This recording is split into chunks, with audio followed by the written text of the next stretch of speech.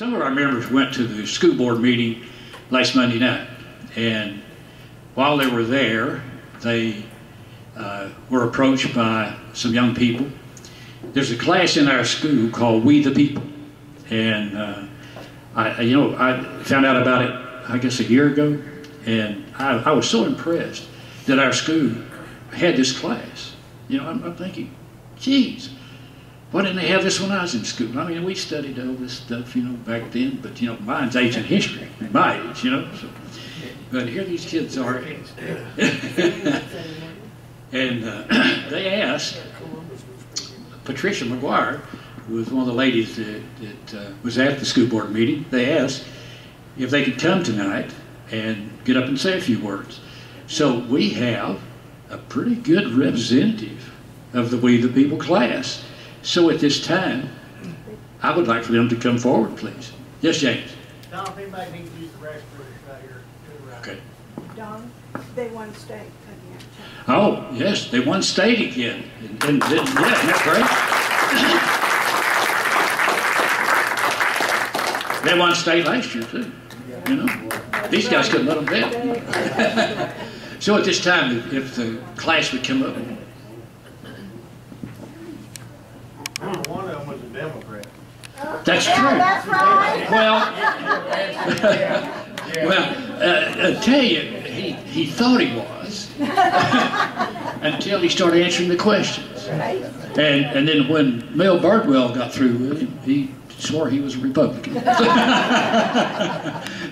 But it's great. Now look at these young kids here, young adults here. I just am so enthused that they're doing what they're doing. So at this time, I'm going to hand the mic to them, let them introduce themselves and tell a little about the class, okay?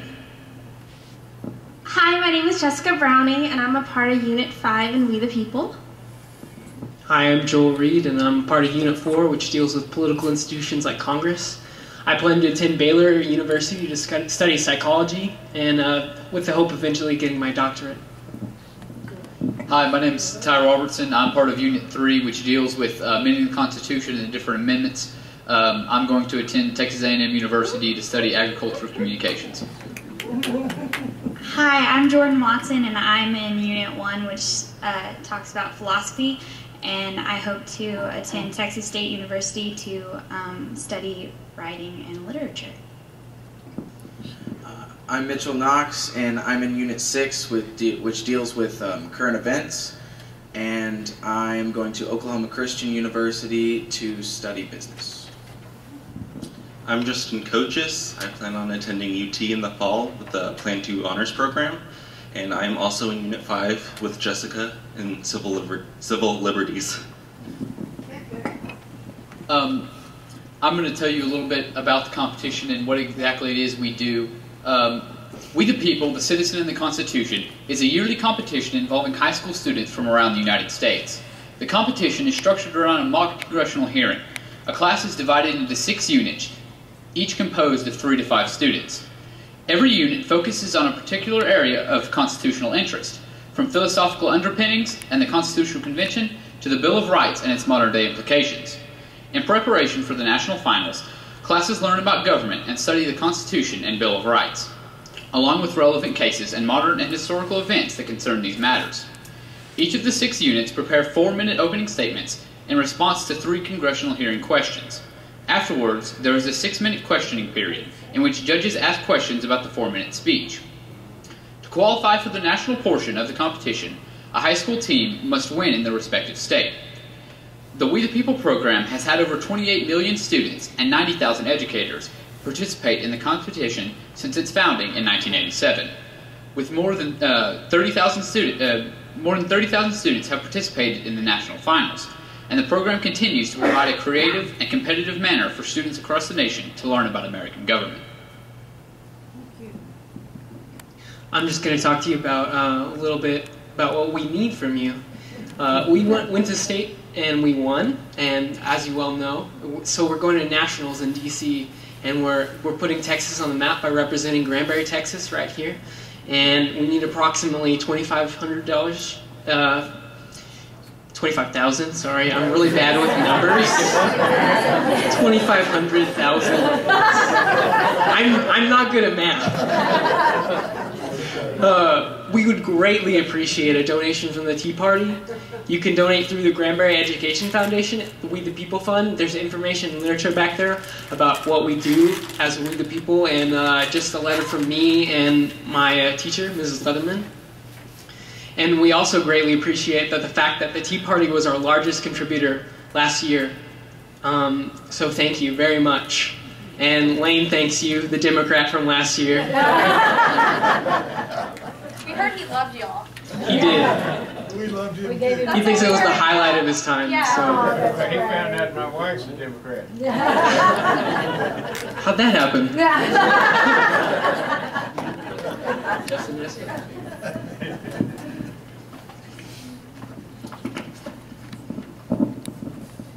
So Jessica and I are in Unit 5, which means we focus on the rights of citizens.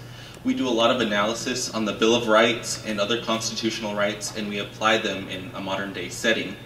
The question we answered at state actually had to do with the right of privacy and where it can be found, and it was very interesting to see that while the right to privacy may not be specifically enumerated in the Constitution, there are actually many amendments that can protect our general right to privacy. When we first saw this question, we automatically thought of the NSA because that has been such a huge issue ever since Eric Snowden leaked the information. And so the government has been dealing with that issue, and it's been the question, is this constitutional for the government to be intruding on our phone calls and collecting our information? And when we saw this question, we all sat down and we said, no, we don't think it's constitutional. We think this violates the Fourth Amendment search and seizure because it's unnecessary, and they are doing it without probable cause, meaning they don't have a warrant. We also thought it violated our Ninth Amendment, which is enumerated rights that are not specifically put into our Bill of Rights. And we wrote our speech around that, and we discussed that, and we just thought it was amazing how this program is helping us see our current events and how our Constitution, our Bill of Rights, are still being applied, even in modern day, even though it was written, 200, 250 years ago. It's amazing to see this and to learn this information and be able to notice this in today, because this will help us in our future, especially as we are now becoming in the voting age. We need to be looking for this. And when we elect politicians into office.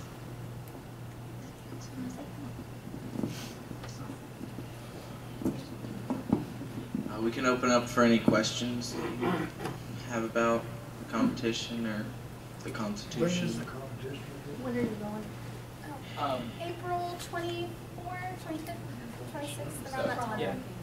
It's a 3 days. If we win our first round, we go to a second round, and there we do our second question. And then the top 10, they will go and compete on Capitol Hill, which would be amazing to compete on Capitol Hill on the third day. That's great. Yes, sir. A bipartisan panel earlier today found that it was unconstitutional. They took that to the government and explained that to them and said they should purge all the records. And our illustrious president sent his mouthpiece out about an hour after that and said, well, we disagree with that. But they agreed with you guys. Yes, sir. I actually read that on the news today. Okay. He doesn't need a mic.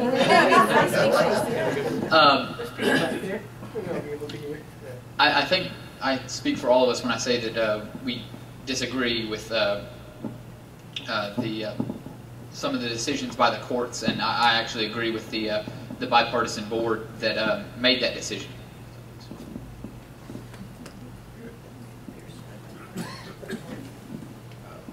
Yeah, I think that the president had come out and said that they were going to scale back some of the NSA things, but I think that that's not very true at all. I think that I think that they've he's kind of dodged around some of that stuff. Right. Did he say period after he said that?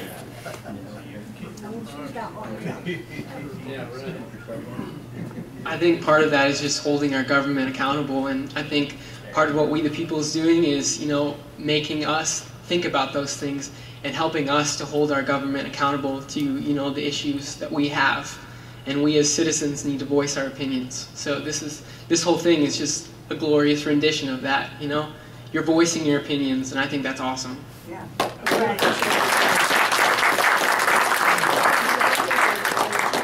So you guys are doing a great job. Are there any other questions?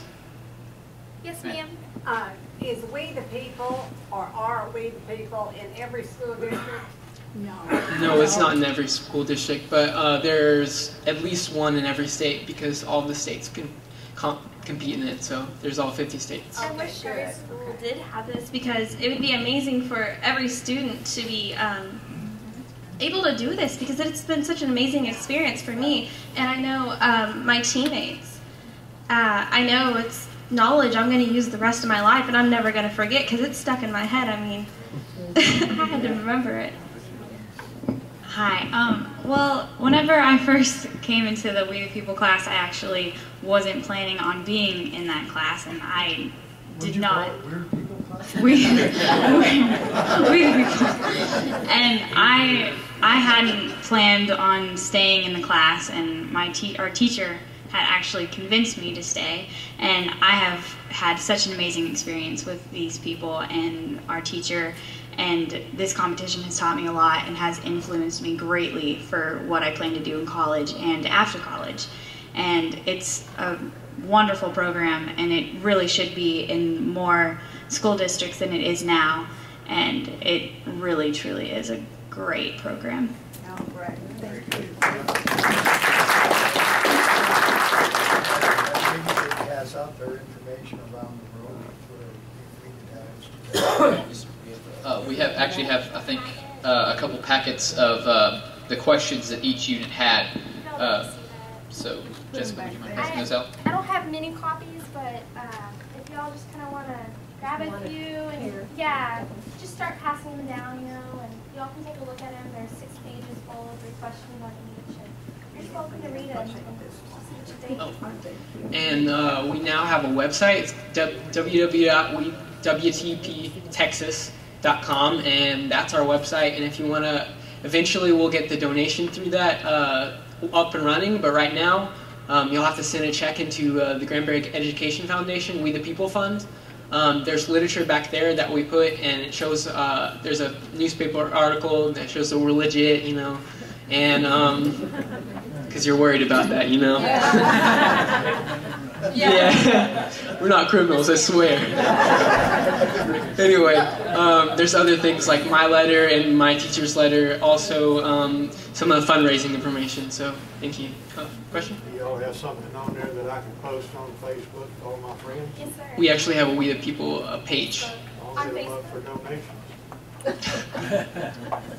Well, you can share our website on your Facebook and tell your friends to go check it out if you like. And we've also got the Facebook page. You can push the little share button, and simple as that. That's what I did. I just went on Facebook and shared it. He's a sharing son of a gun. Is he? Well, that's good to hear. On there. I tell you what, let's give these young people a round of applause.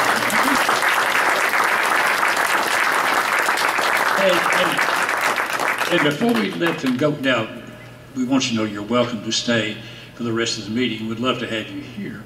You all also understand the school night, so stay if you will. The other class stay.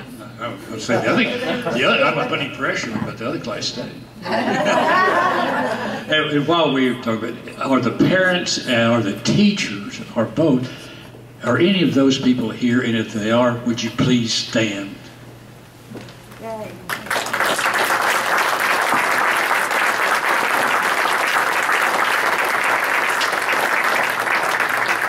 Isn't that great that they're encouraging these young people to do this? Don, I think Cindy Letterman, their teacher, needs a round of applause too, because she does. Okay.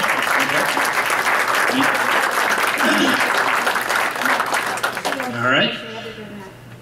Young people, thank you so much for being here tonight. We really appreciate you guys.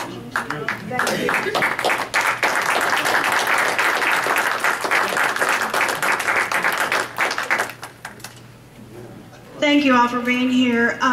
You're in for a real treat. You're probably in for some real eye-openers about what's going on in our school system. Now, we have wonderful children in our school system. We have wonderful classes. I don't mean that.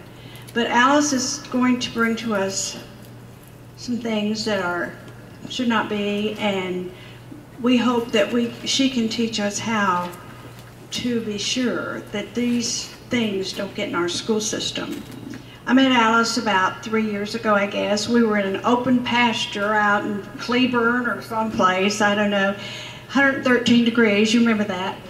And we've been in touch ever since. She started out, she tells a story, she started out as a mad housewife and mad mother because she began to realize that her kids being in public school, she needed to pay attention more than she had been.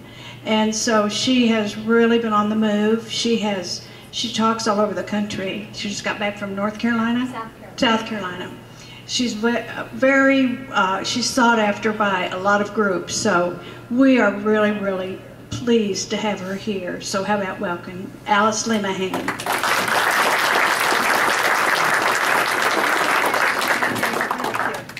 Okay, carry it around. I have a hard time standing still behind a podium, so I'm going to move around a little bit. Thank you very much for being here. We are in transformational times right now in our country, and there's hope and there's reason to fight. And those young people that were up here, it's their future that we're fighting for. And so the information that I'm going to give you, I'm so glad that they had an opportunity to speak before I did, because what I'm going to give you is information that is not quite as wonderful as the program that these young people are being offered. And so I want to give you some information, tell you a little bit about what I've been doing and what's going on across the country, but I do want to save time for Q&A in case you have questions. Let me preface this with, I don't know it all. I'm learning. I am a ticked off mom, and I want to give everyone the call to action to leave here tonight and prove me wrong. Please prove me wrong. Because if you prove me wrong, I can go back to being a part-time real estate agent and mom. But what I have found out over the last several years, and especially the last year in the state of Texas, what is coming into our education system is as dangerous, or could be more dangerous than Obamacare. Let me ask you, is there anyone in the room who are teachers, superintendents, education people? And don't be afraid to raise your hand, because I'm not on the attack tonight. In the local... I teach at a community college. Great, good. And I want to hear, if I'm giving out information or if I'm not on track, please let me know, because that's how we find out. Just a little bit about myself. I am a mom. I got involved in really within the Tea Party movement, within the grassroots movement, just before Obama was elected. I was a real estate agent, and I was blogging or writing on a real estate network, but I started to connect dots with who Obama was, who he was connected to, and I started blogging on a real estate network. And long story short, that ended up moving into the Tea Party world and starting local publications to hold accountable our elected officials. And we were working on the speaker's race, and I don't know how many of you know about Speaker Joe Strauss, but we, through an organization I'm a part of, Women on the Wall, we were uncovering this pledge card system that our state representatives use to keep the incumbents in power. And we have a speaker showdown every year at the last 2 sessions in January when our state representatives elect the Speaker of the House. And at our last speaker showdown, we didn't want it to be just about the speaker's race. We wanted it to be about keeping Texas strong and what can we as grassroots moms and dads and grandparents do to keep Texas strong. And there was a woman named Ginger Russell who was sending me a lot of information about C-Scope. And I was working on other issues and covering actually some charter schools in Texas, the Gulen schools. And so I was like, I can't look at that right now. I can't dive into that right now. It's too much. It's too much. Well, Ginger came and spoke down at Speaker Showdown. And I'll tell you what, my eyes were opened and I just thought we had problems. How many in this room have heard of C-Scope or know what C-Scope is? Okay, about half. I want to talk to you a little bit about C-Scope, but I want to put it in perspective of what it truly is, because I know that I believe in Granbury y'all had C-Scope in the school system, but then thankfully they took it out. They took it out, and that's a great thing. C-Scope is more than just a set of lessons. And you may have heard Senator Dan Patrick, he announced, oh, we got rid of C-Scope, we took the lessons out. But it wasn't about those crazy lessons about the Boston Tea Party and all those things. That was bad, but it wasn't really about the lessons. It was about a system that they were working on putting in place. And before I go on about that system, I want to tell you a little story. How many of you in this room know who Brandon Darby is? Sort of. I was just with Brandon in South Carolina. We had an education summit there, our breakout meeting. They had a big Tea Party convention in South Carolina, and we had an education breakout session, and we invited Brandon to come and speak. He writes now for Breitbart Media. Brandon, if you ever have the opportunity to hear him speak, don't miss it, because he is truly an incredible man and a brave and courageous man.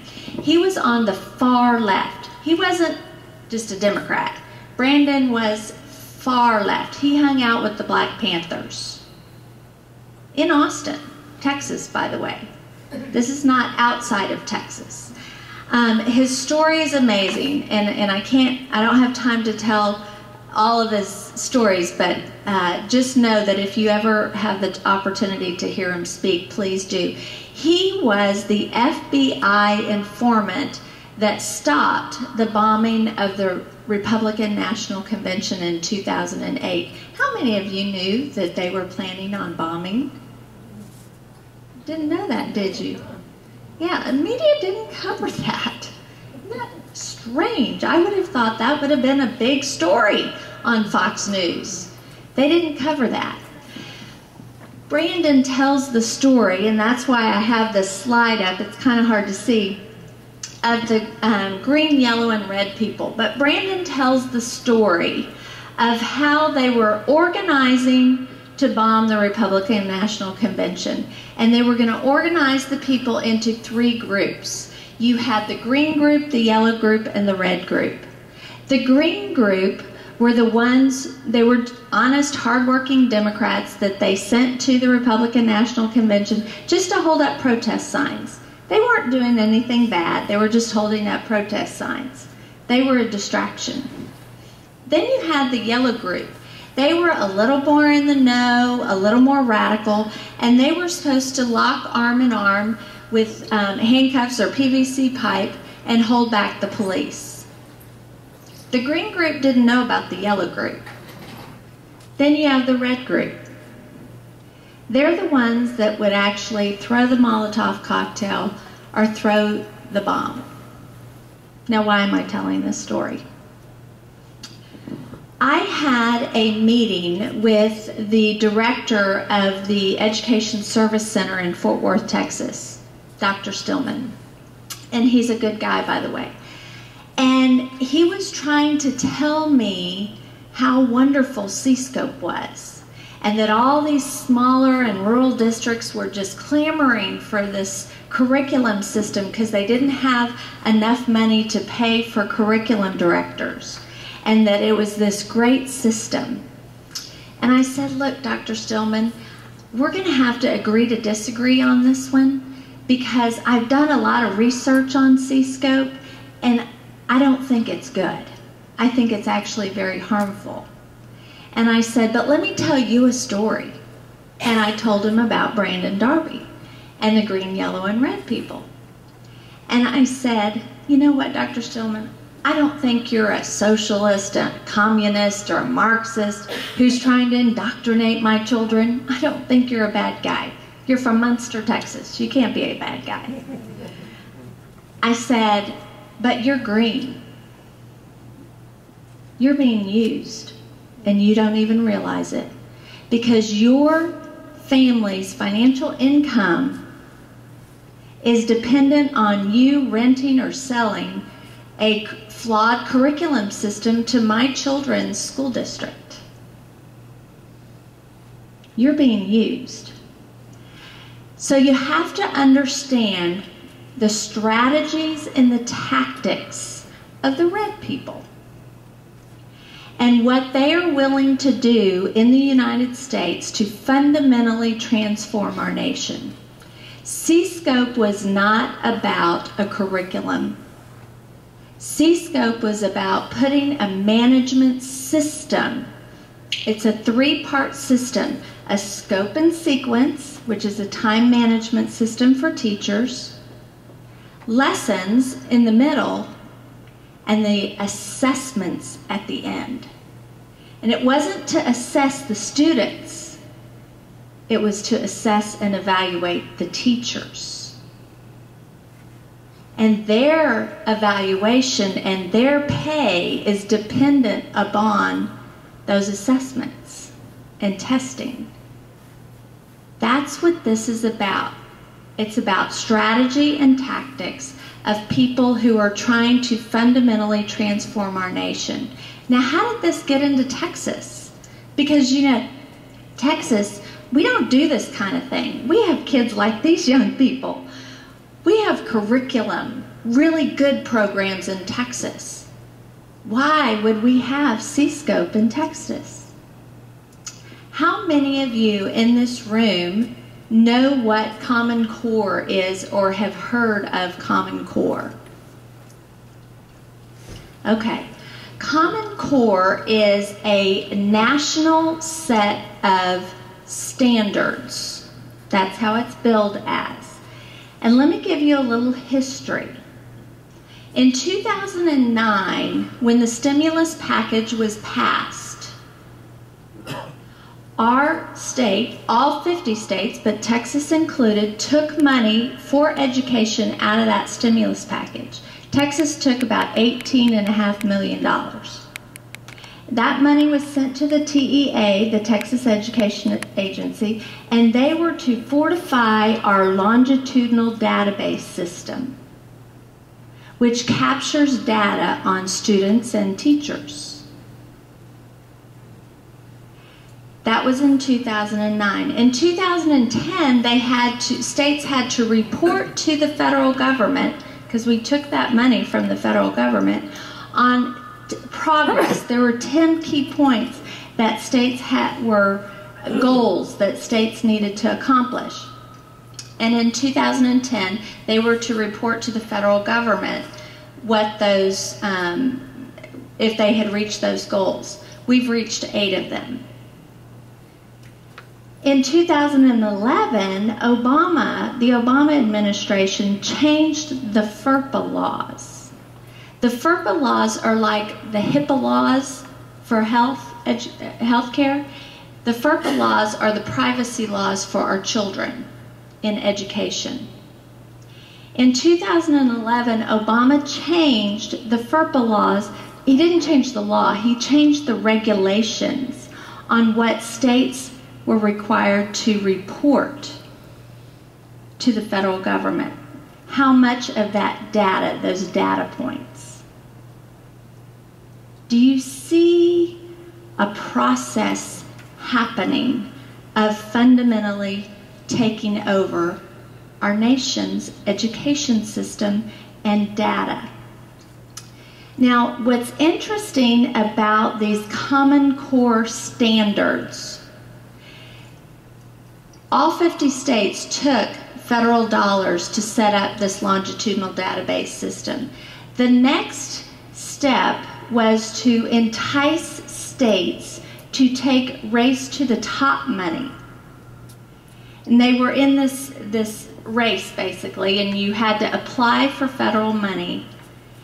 But when you took that race to the top money, you were beholden to these Common Core set of national standards. Thankfully, Governor Perry and former Chairman of Education Robert Scott said no to those federal dollars. Thankfully. It's interesting because there's a video of Robert Scott, and he says when they were trying to entice them to take this federal money, and he said, well, can I read the standards before I sign off on them? And they said, oh, well, they're not finished being written yet. Right. Got to pass the bill to read the bill.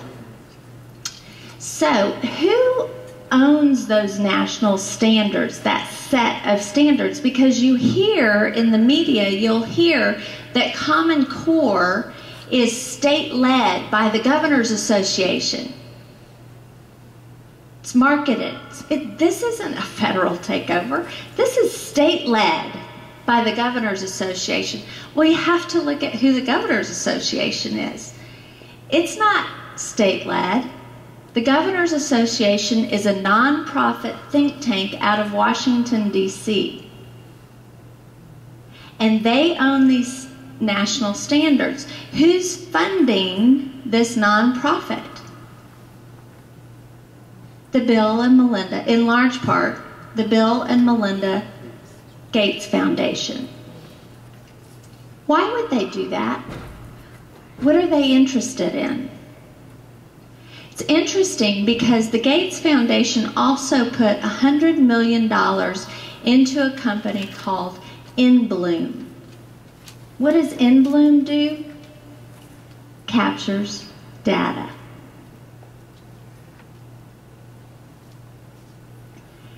You know, these young people are doing all this great work and standing up for privacy. And we don't even realize that their privacy and their teachers' privacy is at risk. Now, thankfully, Texas, like I said no to the Common Core standards. We also said no to InBloom. We're not sending our data to InBloom. But here's the deal. You have to look at strategies and tactics of how these red people are implementing this. And you have to always be on your toes, because remember, Texas said no to Common Core, but what's this C-scope thing? Isn't it interesting that the Governors Association is a nonprofit organization that they marketed like it was state-led? C-scope, in 2010, we have 20 education service centers in the state of Texas that service our districts. the directors of those 20 service centers formed a nonprofit organization, and they owned the rights to C-Scope. See, so when they can't get it one way, they get it another way. And you have to look at who these people are. I know that this is hard to see for some of y'all in the back. Maybe so. When I was at that meeting with, there we go, with Dr. Stillman, there were several Tea Party leaders in that meeting with us. It was a great group, and we were there asking questions. And there was a curriculum director there. And I said, look, did Linda Darling Hammond write C-Scope? Because Linda Darling Hammond at the national level is a part of the professional development and implementing and getting Common Core into 45 states across this nation.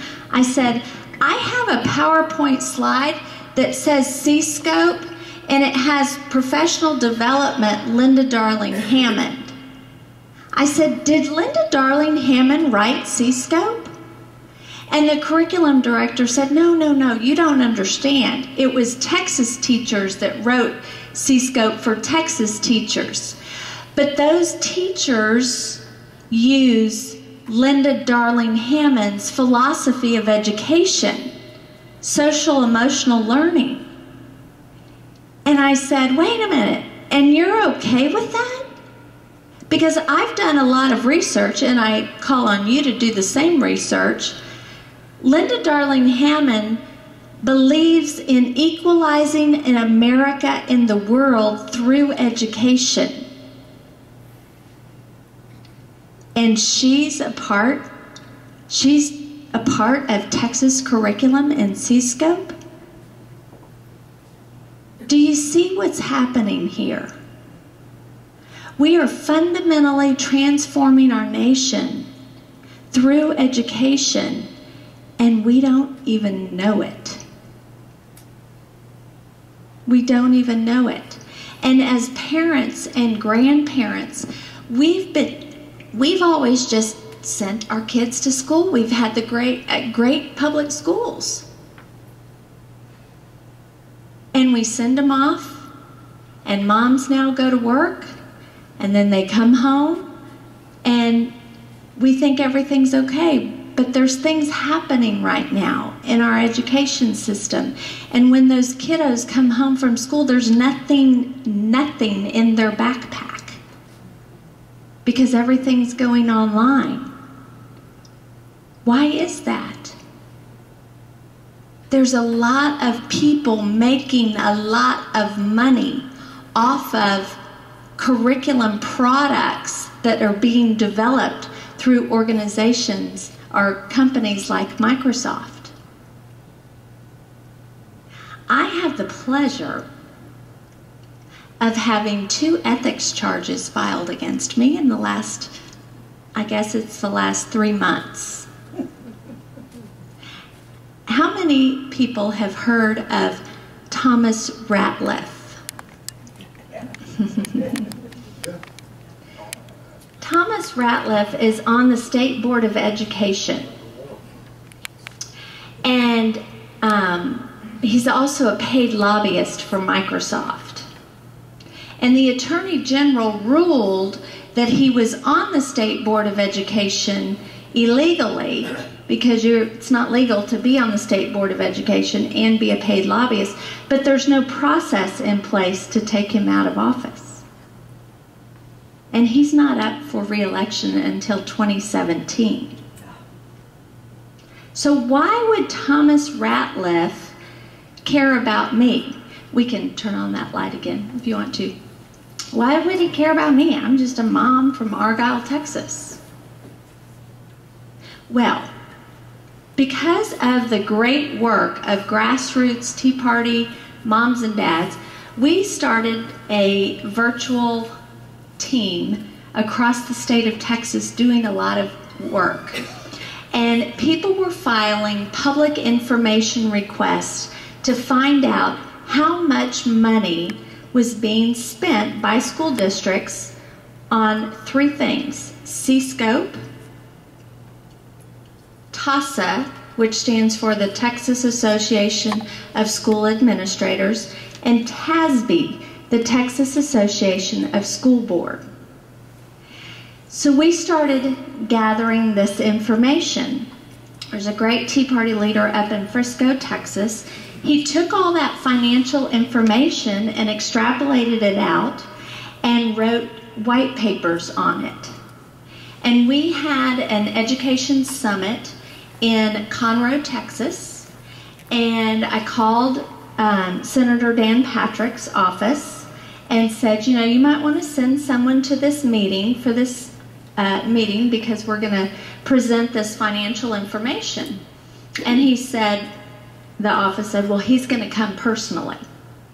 You know, he's running for office, so he's going to come personally and listen. And he did. And then we called the Lieutenant Governor's office, David Dewhurst, and said, oh, you might want to send someone from your office because we're having this meeting and we're presenting all this financial information. And I know Senator Patrick is coming personally. And so the Lieutenant Governor said, well, I'll be there personally too. So they were both there. And both of them were presented this information. And what I can tell you is when they left, an audit was called by the state auditor. And right now, C-Scope in particular is under a full investigation.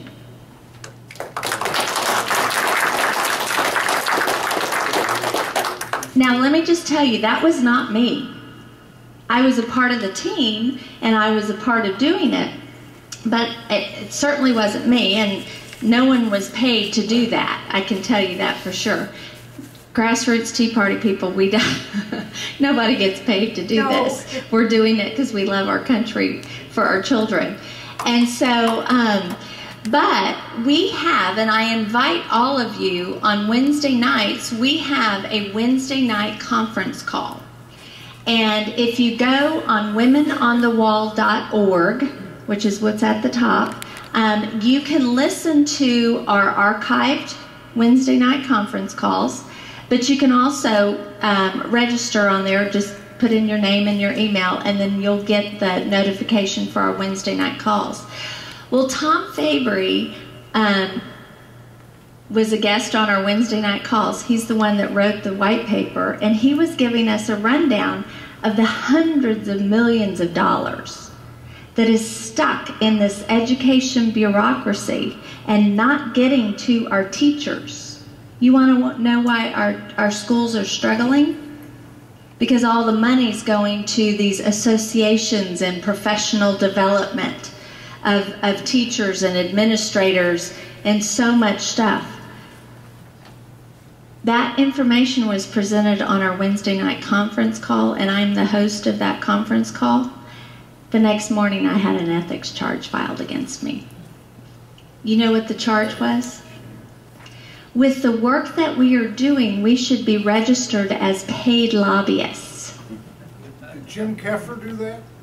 No, he didn't. He didn't. But I would ask Jim Keffer, would you sign on a letter of an impeachment against Thomas Ratliff?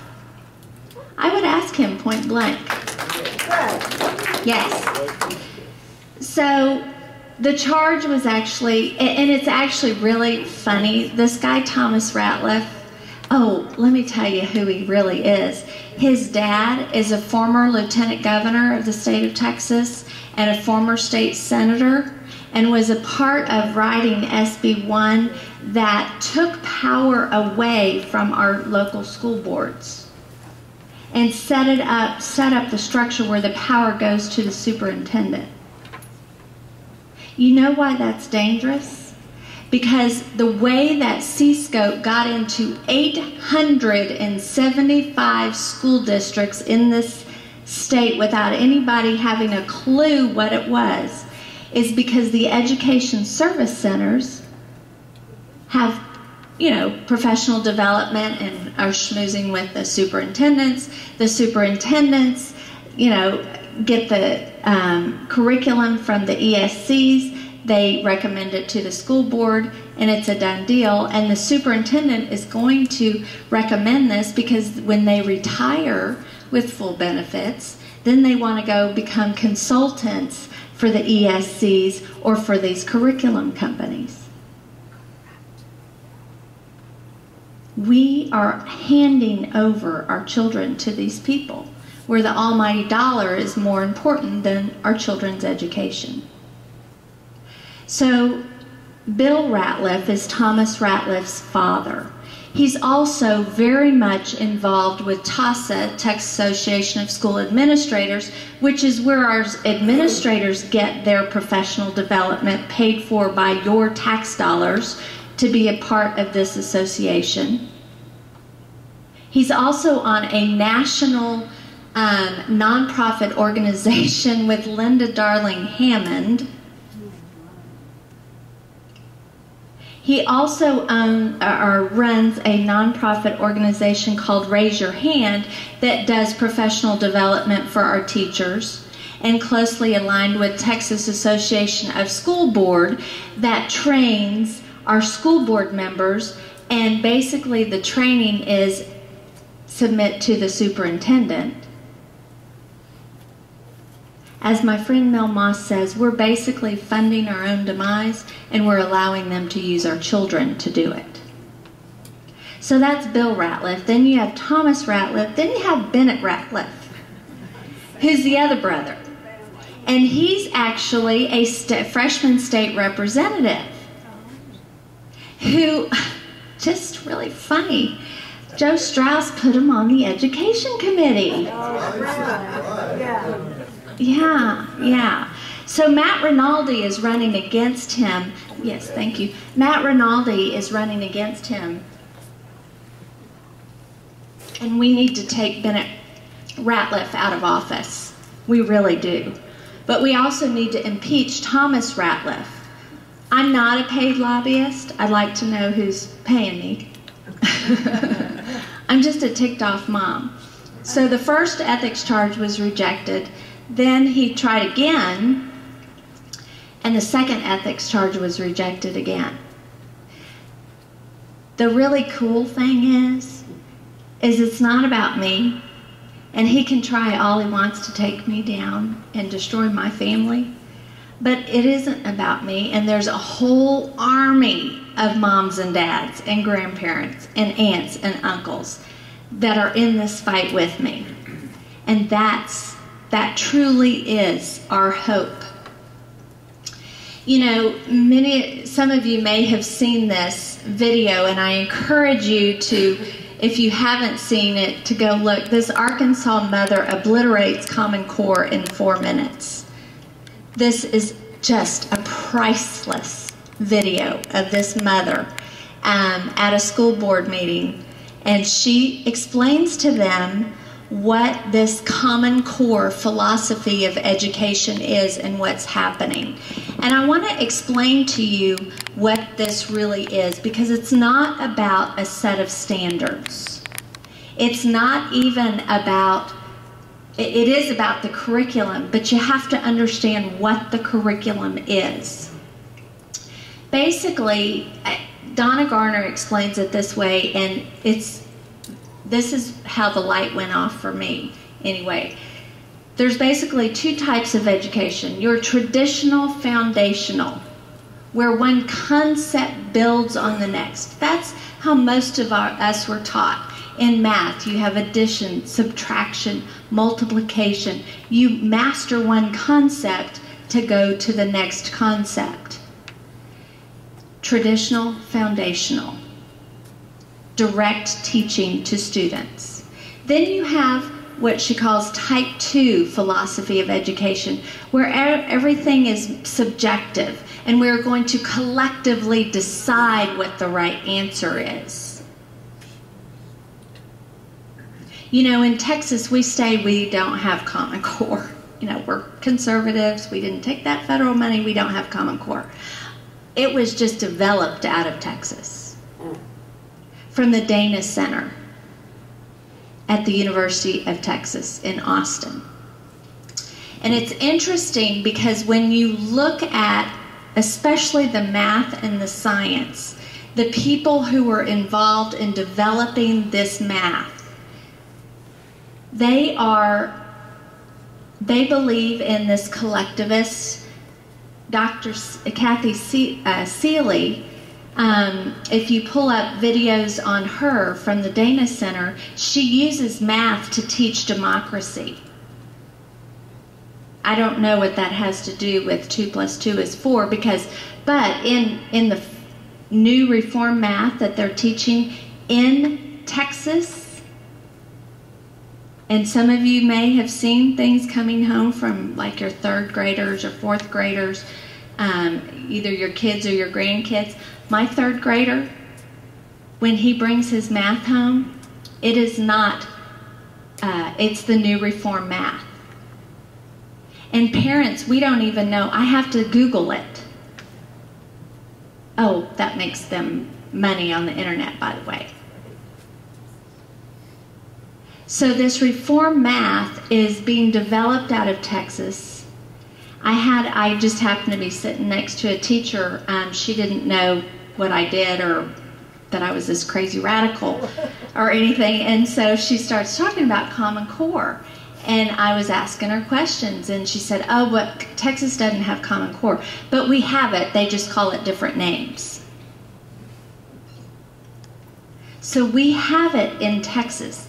And it's the shift to this type 2 philosophy of education, but it's how our teachers are being trained to teach. There was a conference just before Christmas, when we had the bad snowstorm, there was a conference in Grapevine, Texas at the Gaylord. It was called the Learning Forward Conference, and there were curriculum directors from all over the state of Texas there. It was a national conference, but there were curriculum directors, and I happen to know one very well. And we had dinner that night. I got to go into where the conference was. And this friend of mine, we were fighting back and forth. I was telling her she's crazy. She was telling me I was crazy. She described herself as a change agent. I told her she was really crazy. They're indoctrinating our teachers.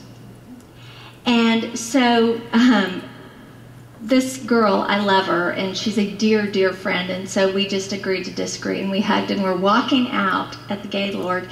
And we're walking by the bar area, and her whole curriculum team is there.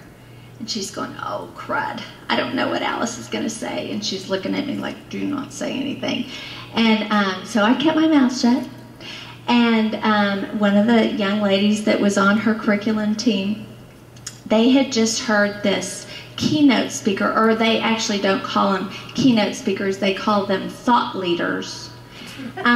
His name's Pedro, and he was from the University of, he was from Berkeley in California. He was formerly on the Institute, he was the director of the Institute for Social Change. And so this curriculum director from Texas says, he inspired us so much to be the advocates for our students, even when their parents didn't agree with what we were teaching. I looked at Wendy and I just gave her that look like, you said I was crazy? Guys, this is in Texas, and this is affecting our children and our grandchildren. And our elected officials have no idea of the big picture and how they're being manipulated and used. There was a big push to pass HB 5 in Texas, and it passed overwhelmingly by Republicans and Democrats. And right after the legislative session, some of our great, great conservative elected officials were out there saying, yes, we did education reform. Dan Patrick was out there, we did education reform. He was the author, one of the authors of HB 5. HB 5 is Common Core. It's just called College and Career Ready. When on the Learning Forward conference, I went on there under the sessions and I put in College and Career Ready because I wanted to see what they were teaching. They use it simultaneously with Common Core.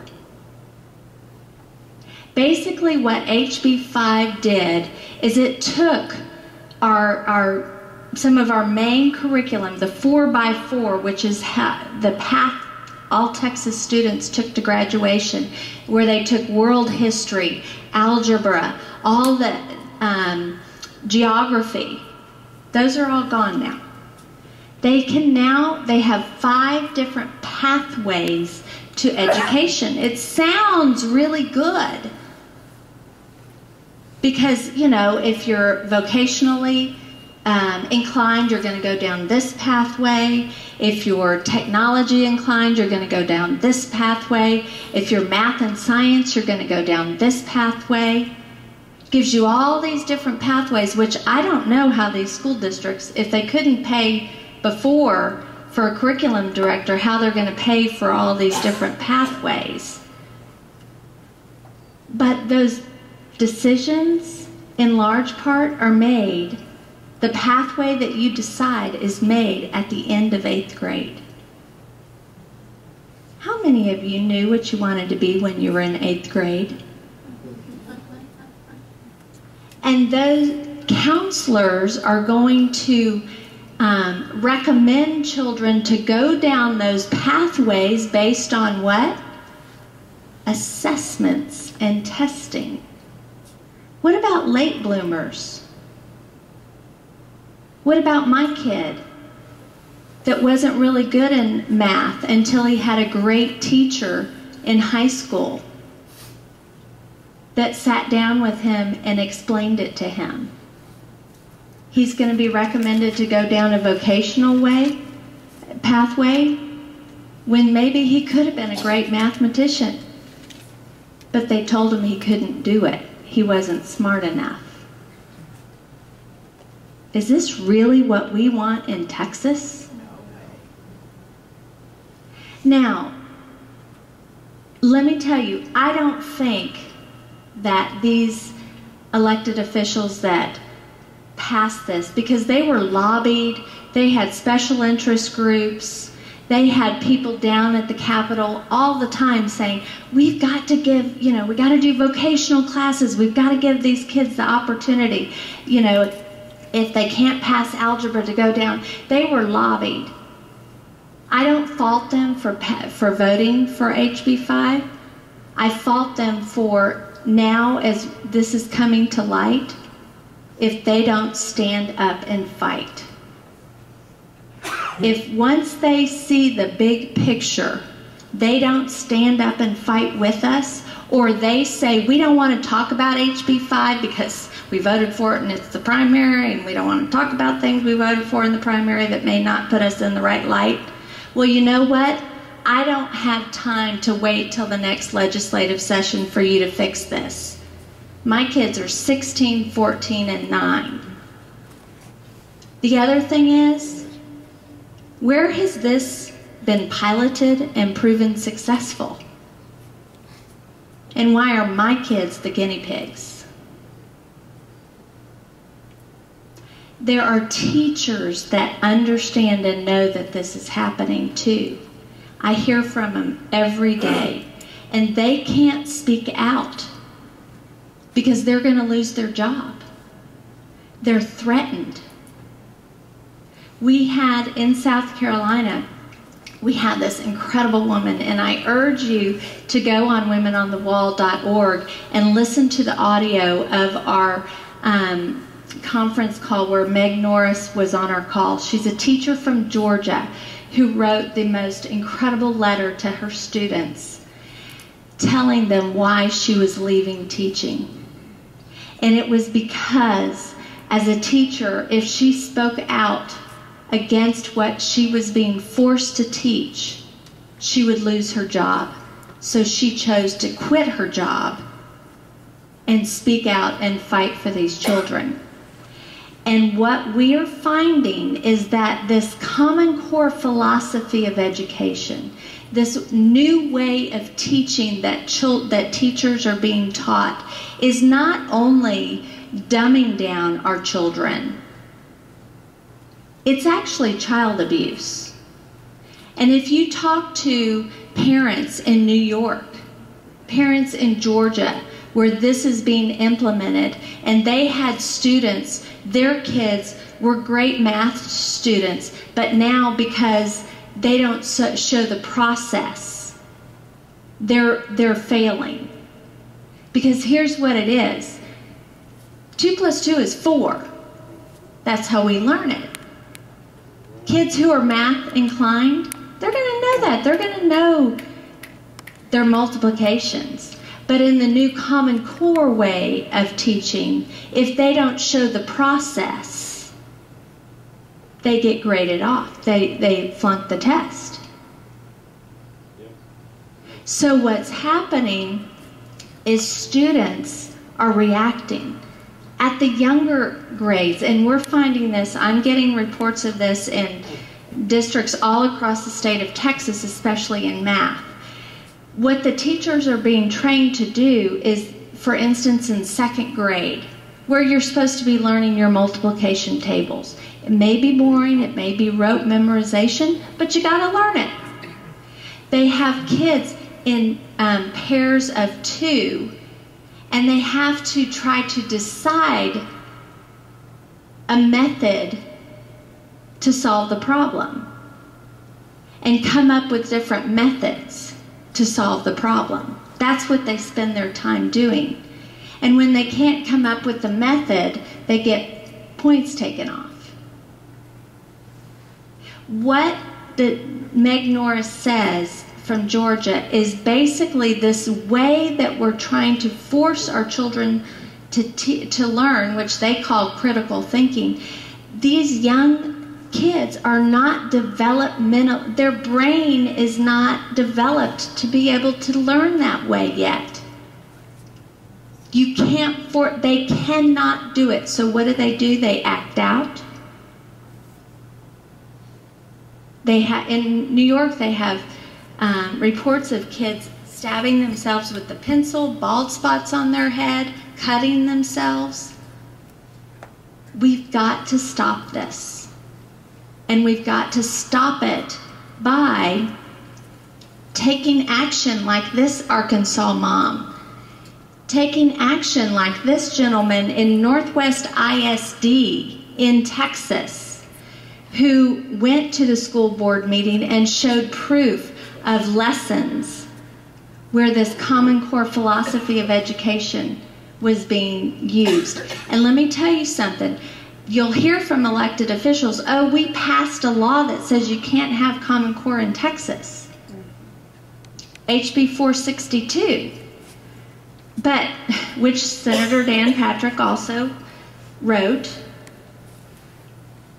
462 says nothing about the curriculum or the philosophy of education. All that says is you can't, districts can't mandate, and the state of Texas can't mandate the Common Core national standards in the state of Texas. It's not about the standards.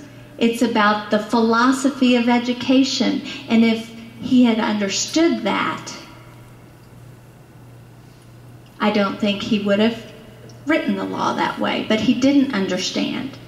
And you have now where he has filed for a ruling from the Attorney General calling to, and it says, you know, is Common Core illegal in Texas? This is just my opinion, he's doing this as a campaign stunt to say I'm calling on a ruling from the AG that usually takes 18 months to get that ruling. But what he's doing, just like Thomas Ratliff, the Attorney General ruled that he was on the State Board of Education illegally, but there's no process to take him out. The legislature didn't, and the State Board of Education in their rules has no process, so he's still there. So by asking for a ruling on HB 462, basically what he's doing is handing the left their narrative. Common Core curriculum is not illegal in Texas. It's the Common Core standards that are illegal in Texas. So now the educrats, as we call them, are going to be able to say, well, we don't have the standards in Texas. We can use the curriculum. Do you see how they're being played? You've got to understand the big picture. And for me, during this primary season, when I'm asking and meeting these elected officials, I don't fault them for voting wrong on HB 5. I fault them if they don't listen now and understand and tell me how you are going to defend Texas children from the Common Core philosophy of education that's coming in the back door. What are you going to do, and how do you understand? Don't tell me I'm against Common Core. I know you're against Common Core. Explain to me how you understand Common Core is coming in the back door. Amazing things are happening, so I want you to have hope. For instance, all across the country, there are moms and dads who are flipping the funnel. There is so much money going in to market Common Core and market it to our elected officials. But we're flipping the funnel because moms and dads are getting active in their local grassroots, or in their local community, and they're asking questions. And what are they asking? 3 things. Can I see what you're teaching my child or my grandchild or my niece or nephew? Can I see how you are teaching my child? You have to look at the teacher's manuals to find out exactly how they're teaching our children. Number 3, who is financially benefiting from the curriculum product that my child's teacher is being evaluated on? I was told by a curriculum director that C-Scope was put in place to weed out veteran teachers. If they're not willing to fall in line with the system, they'll be weeded out. I have a family member who's been a math teacher for 22 years. She had the worst evaluation she's ever had in her 22-year history this year. She teaches traditional, foundational philosophy of education. They're weeding out our good teachers.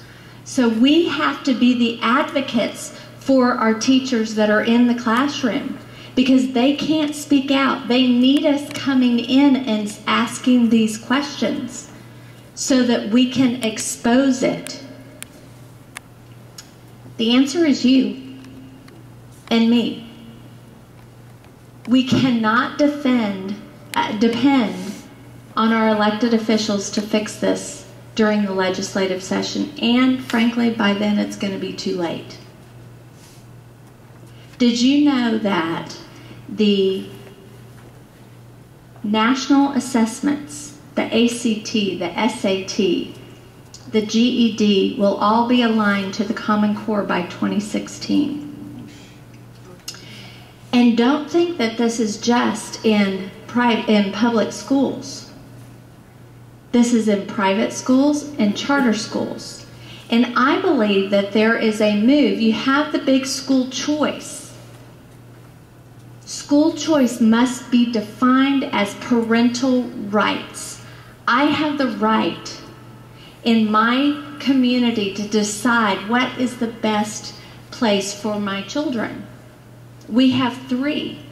One of them just moved to a private school because of baseball.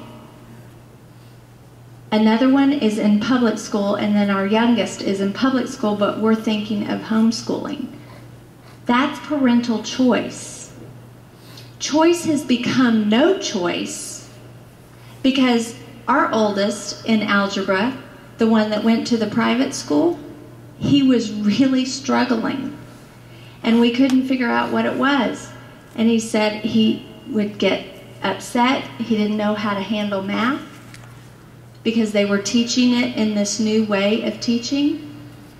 Brought his private school textbook home, Common Core standards, Common Core math, in a very good Christian private school in Texas. But they're marketing it to the curriculum directors in these schools that everything's going to be aligned to the Common Core. Now, I want to also give you the call to action to go on Women on the Wall. And there is a link to a Daily Caller article that Jenny Thomas wrote yesterday. I believe it was yesterday or the day before. Jenny Thomas is Clarence Thomas's wife, and she's doing phenomenal things in exposing this. We're actually going to be with her at a conference in St. Louis at the end of this month. But she had a gentleman on her show, and she did an interview with him. Please go and listen to this interview. It's of Jenny Thomas and Terrence Moore. Terrence Moore is a professor from Hillsdale College. And he clearly lays out what the Common Core is, who's behind it, and what is happening. Basically, they're setting up a two-tier system. And we talked about it last night on our Women on the Wall conference call, and you can listen to that too. And we played audio of his interview. And Donna Garner talks about who the players are in this, setting up this two-tier system. And do research, write down this name if you're writing things down. Mark Tucker and Hillary Rodham Clinton. They're setting up this two-tier system where everything is going to be aligned with the Common Core standards, the assessments, the national assessments. Terrence Moore started looking at, well, what is it? Surely in these very elite schools, the ones like that Obama's children go to, or Bill Gates's children go to, or, you know, the elite, surely they're not going to dumb those down. They're not. Their children will be getting the classical, traditional education. Their children will be going to the schools where they don't take the Common Core assessments. They take classical, they're going to go back to an assessment test in the elite schools. Basically, they're setting up a system where these elite people will be the ruling class, and our children will be the workforce. Scary, isn't it? I would have never, ever believed this in my lifetime. That's why I encourage you, please go prove me wrong. Because if you prove me wrong, I can go back to my other life where ignorance is bliss till reality hits. But if I'm right, and those that I'm working with are right, I think you'll see that you'll be like us, and you can't sleep at night unless you fight. And that's what I do. I wake up every morning ready to fight for my children and my grandchildren, because they are the next generation. I am more than happy to take any questions that anyone has. Yes, ma'am. I didn't have a question, but I wanted to tell you that they tried similar to this in the late 50s. You're right. I was in a class and it was called New Math. Yes. And they were trying to teach the same type of philosophy, I guess. You're right. And it's called outcome-based It was called outcome-based education then. Was it more advanced students or whatever? Mhm. Because I was in one of those classes. That they Yes, that you're exactly right. Yes, sir. Where is Ratliff District? And I'll ask you a second question after that. He's in East Texas, Mount Pleasant. And there are some moms that do not like him in that area. Okay. Does every independent school district have a curriculum director? No. I mean, is it common? No, it's common. Well, they depend on the 20 education service centers to help them with professional development and help them with their teams, curriculum teams. Why do they have to have a curriculum director if they have a curriculum? I don't know. I would say, why are we not training our teachers at the university level to be able to write their own curriculum like they used to, write their own assessments like they used to, and grade children based on the curriculum? And here's the thing, those teachers, if you're going to evaluate teachers based on assessments, shouldn't it be the teacher who's writing the curriculum and writing the assessment, and then we evaluate whether they're a good teacher? If we're evaluating them on a curriculum product and assessments that they have no control over, we're controlling our teachers. This is a subject, and I tell all of my friends that if I could be dictator for a day, I would abolish the independent school system concept. In 1980, over 85% of the people employed in our public school system were teachers. Today, it's less than 70%. That's where the money. You're right. You are exactly right. But here's the deal, and this is a debate that we need to have. These are discussions that we need to have, because if we collapse our public school system and everything goes to charter public schools or to private schools, those are run by appointed boards. Those boards are beholden to whoever's giving the money. The beauty of our public school system is a locally elected school board. Exactly. My point is this. Almost, I would guess that 90% of the people in this room went to schools in a public school system that there wasn't an independent school district. It was a parent-teachers association. Right. And our principals and the teachers ran our school, and they did damn good at it. Right. This is a takeover, and it's been going on You're right. for 30 years. You're right. I'm very adamant about this. Good. I'm glad that you are, because these are the discussions that we need to be having and taking back our local schools. Yes, ma'am. Can you give her example, the lady from Arkansas. Can you real quickly, because I think that illustrates so well how screwed up this is. If you can't, I can. But no, I would love for you to. I would love for you to. On the map? Yeah. Please do, yes. She said, she asked a school board member, she said, okay, Mr. So-and-so has 18 students in his room. By what factor, I forget what the exact wording was because it was a squirrely wording. I used to teach school, but it was a squirrely wording.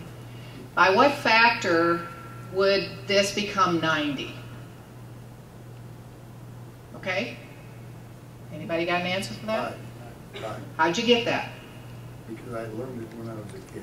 But what did you just do? You divided 18 into 90, okay? No. You can't do it in one step. It's 108 steps because you have to write 18 circles and you have to distribute 90 marks in those 18 circles, which comes out to 5. That's how you get your answer, and that's why those kids that can divide are getting it counted wrong. But life is too short Thank you. to do it that way. Exactly.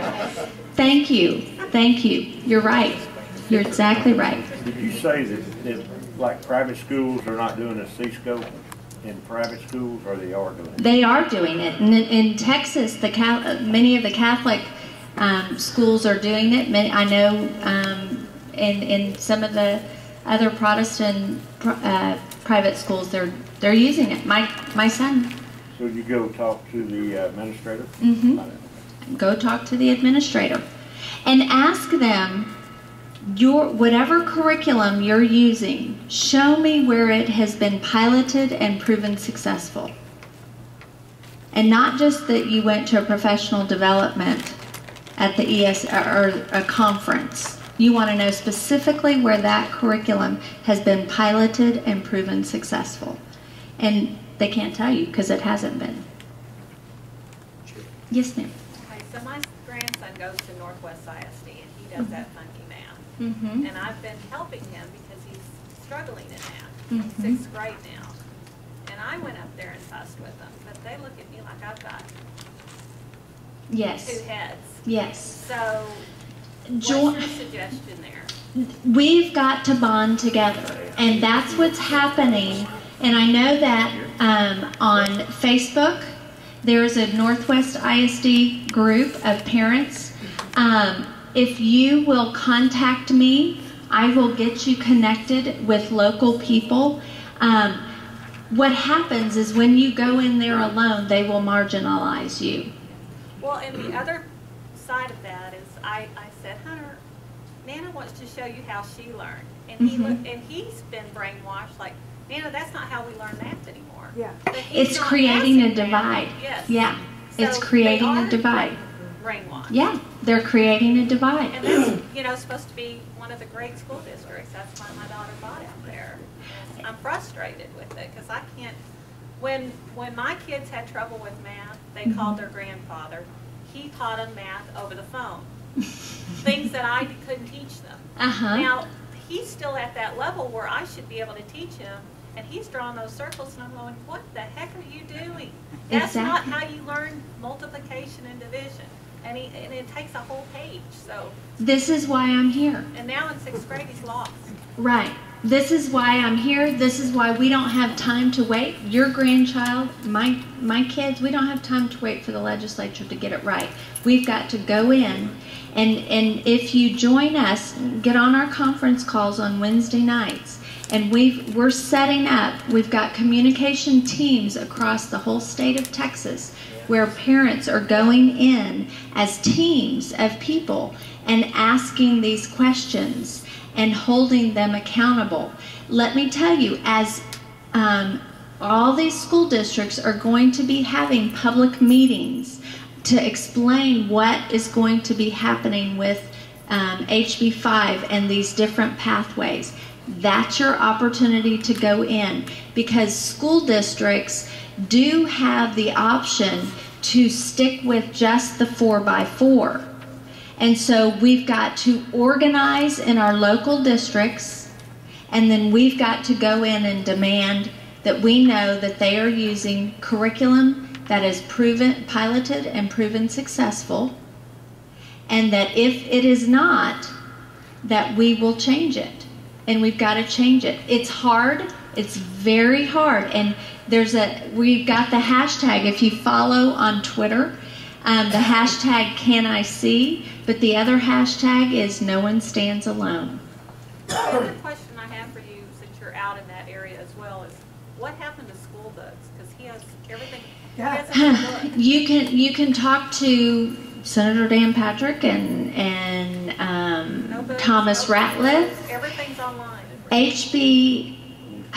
I think it's HB 6. Used to, our permanent education fund was spent on textbooks, and those textbooks went through the review process by the State Board of Education. Texas ruled the day because whatever Texas did, that's what the other states did.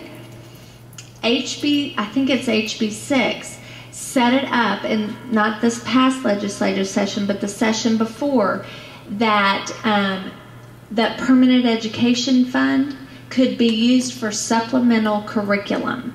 That's when they got all this other online supplemental curriculum. So that's when they were able to bring in the C-scope curriculum.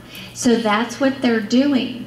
And even now, the school districts don't have to use textbooks that are curriculum products that are approved by the State Board of Education.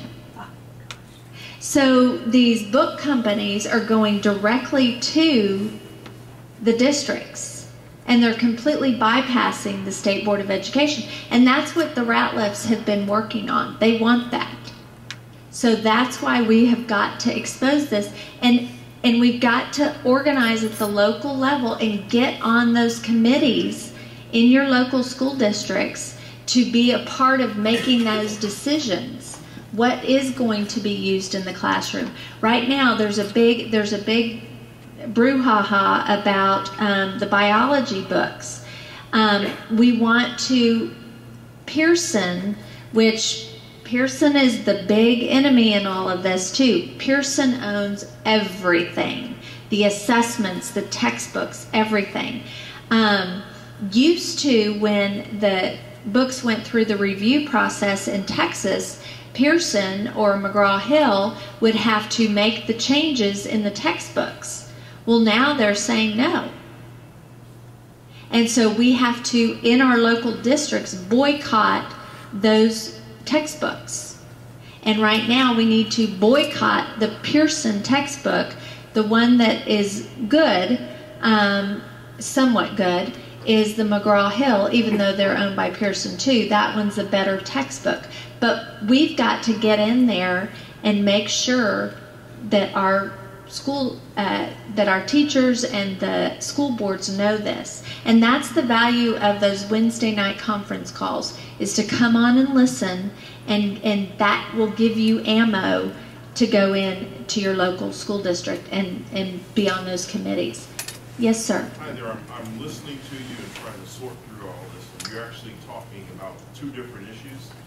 And so one is that you're absolutely right. The ruling class kind of run the country, and they go to certain schools. Like I have a daughter that just graduated from Vanderbilt. Mm-hmm. She's like the only one in her class and just about that went to a public school. Everyone else is from private schools. Mm-hmm. And they're trying to increase that. That's kind of a separate issue that I think you should point out to people, because a lot of Texans make the mistake of encouraging their kids to go to school in Texas. And they don't realize that their kids aren't getting the opportunity to go to the schools where the folks are that run the country. Now, where did I go to school? I went to MIT. So what you're talking about with the process stuff is like, that's where I was taught in college. So that's one issue. But the other one that you're talking about with Common Core, my question to you is, where can you go to find out about curriculums that have been tested and proven successful? Because I don't think there is a place, so please enlighten me. Well, you're right. You're right. There's not, and it's. Go back about 10 years or 20 years, you'll find some that are. Right. Well, and it is. There's not. You're right. It's this traditional, foundational, direct teaching, especially in the younger grades.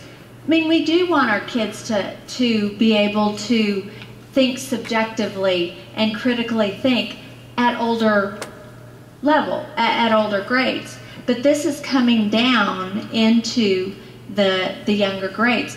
Donna Garner, who's on our Wednesday night conference calls almost every Wednesday night, that's exactly what she does, is she helps us sort through the different curriculum products. It's Saxon Math used to be the math that was proven successful. Isn't that correct? So there are curriculum products